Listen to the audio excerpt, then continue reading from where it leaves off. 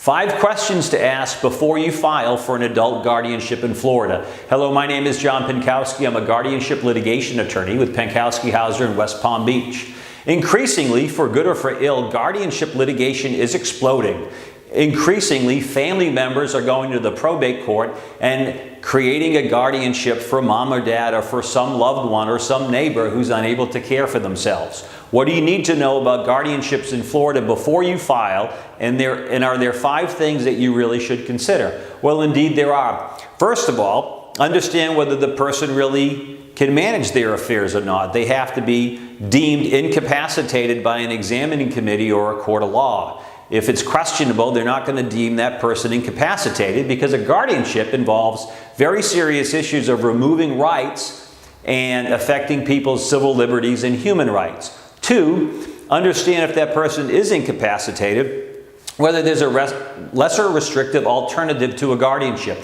Is there a way to help and protect this ward, this alleged incapacitated person, without creating a formal structure in the guardianship court? 3, is there a power of attorney that works just fine, that can help the ward, protect the ward, move assets into a safe account for the ward, pay bills for the ward? 4, is there a living trust or a revocable trust that can manage the ward's property, such as real estate, cash, marketable securities, stocks and bonds?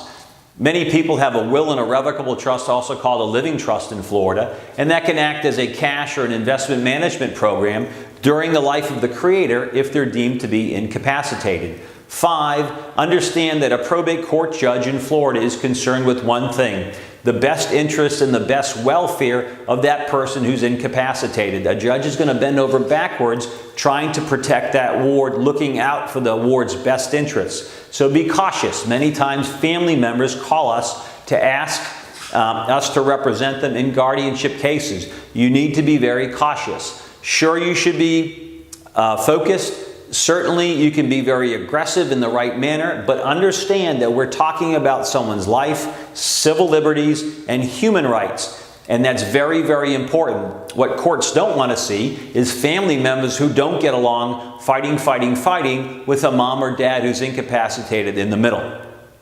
My name is John Pankauski, and this concludes my remarks about Florida guardianship law.